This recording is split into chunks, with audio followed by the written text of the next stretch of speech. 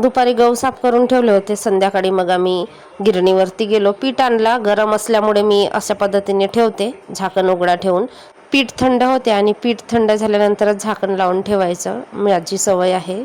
मग गिरणीवर गेलो होतो. तिकडे खेळायला भरपूर अशी काय काय आहेत. रुद्रांश खेळला. मी पण थोडंसं तिकडे फिरली.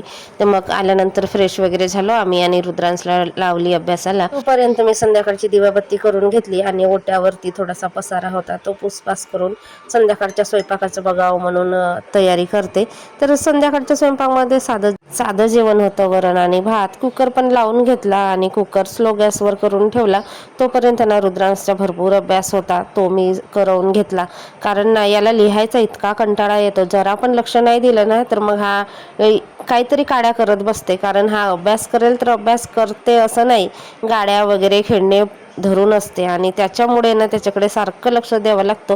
मी स्वयंपाक करत असली ना तरी त्याच्याकडे 17 वेळ जाऊन बघत असते काय करतो काय नाही. आता बघा इथे काजू बदाम त्याने मागितलं होतं खायला, ते दिली. मग म्हणतो मला सेव खायला दे, सेव दिली. म्हणजे त्याचे असे नाटकं चालू असतात. लिहायचा होमवर्क भरपूर असल्यावर म्हणजे त्याला ना लिहायला खूप कंटाळा येतो. तुम्ही तोंडाने किती पण अभ्यास सांगा तेव्हा तो कंटाळत नाही. रुद्रांशचे पप्पा आले, त्यांनी आणलं होतं पिझ्झा आणि खरंच पिझ्झा खूप छान होता.